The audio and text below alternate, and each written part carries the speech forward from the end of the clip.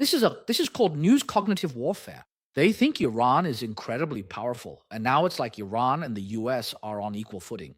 This is it's called a dictatorial propaganda weapon. It's hard not to become a nationalist. This isn't the first time with Iran. Libya, Iraq, especially before Iraq and Kuwait, and that includes Yugoslavia.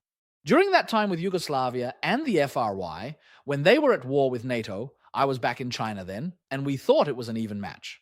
Oh, Russian weapons were so effective, and Milosevic was incredibly heroic. And then those Chinese journalists who died in the embassy bombing were seen as completely innocent.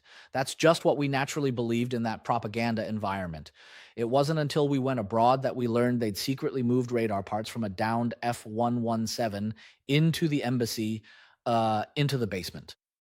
They were preparing to ship it back to China for reverse engineering. Now, doing that is a violation of the laws of war. If you put that stuff in an embassy basement and the US doesn't want you reverse engineering it, they're going to hit that embassy with bunker busters.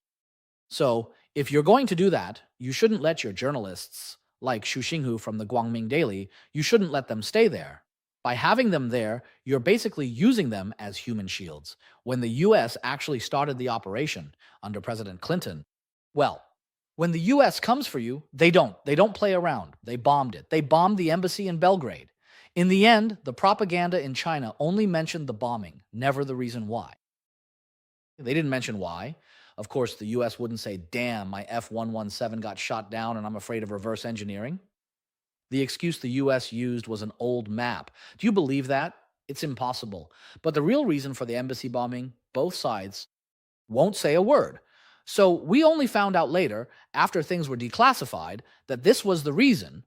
If we'd known that was the case, we wouldn't have gone and protested so passionately. Because this whole thing was basically neither side was playing fair. To put it bluntly, it was a fight between thugs. In a thug fight, you're a thug and he's a thug. When thugs start aiming for the groin and he lands a kick because he's stronger, well, he's going to crush your balls. So, what's there to complain about? You were trying to grab his balls too. Your hands just weren't fast enough.